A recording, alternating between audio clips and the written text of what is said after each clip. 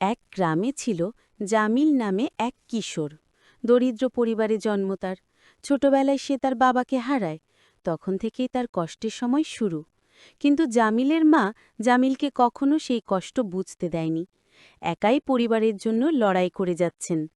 জামিল দরিদ্র পরিবারের হলেও তার হৃদয় যা ছিল খুব বড়। একদিন জামিলের মা অসুস্থ হয়ে পড়েন। জামিল ভীষণ চিন্তার মধ্যে পড়ে যায়। তার মা ছাড়া এই জগতে আর কেউ নাই জামিলকে ভালো রাখার মতো। জামিল সারা দিন মায়ের অসুস্থতা নিয়ে খুব চিন্তায় থাকত। কি করলে মায়ের শরীর সুস্থ হবে? জামিল সব সময় মায়ের পাশে বসে মায়ের সেবা করত, আর পাশে বসে পড়াশোনা। সারা দিন মায়ের পাশে থেকে চিন্তা করত তাকে বড় ভালো মানুষ হতে হবে।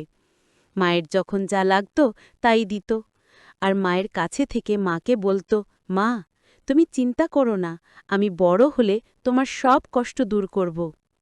দিন যায়, রাত যায়। অন্য ছেলেরা খেলাধুলায় মেতে থাকলেও জামিল তাদের সাথে খেলত না। এই নিয়ে তার বন্ধুরা তাকে মাঝে মধ্যে খুব ইনসাল্ট করত। জামিল তাদের কথা কিছুই মনে করত না।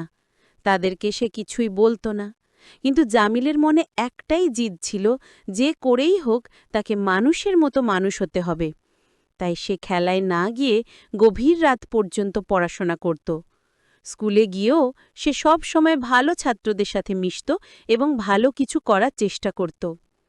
আল্লাহর রহমতে কয়েক বছর পর জামিল শহরে একটি চাকরি পেল। সে প্রতিদিন মায়ের সাথে টেলিফোনে কথা বলত। মা জামিলের ব্যবহারে খুব খুশি। মা খুশি হয়ে আল্লাহর কাছে মোনাজাত করত আর বলতেন, আলহামদুলিল্লাহ, আল্লাহ তোমাকে বরকত দিন বাবা। সময়ের সাথে জামিল আরও সফল হল, কিন্তু সে কখনো মাকে ভুলে গেল না। সবসময় মায়ের সেবায় নিজেকে নিয়োজিত রাখল। প্রিয় দর্শক, মনে রেখো, মায়ের দোয়া সন্তানের জীবনের সবচেয়ে বড় সম্পদ। যে সন্তান মাকে খুশি রাখে, আল্লাহ তাকে খুশি রাখেন।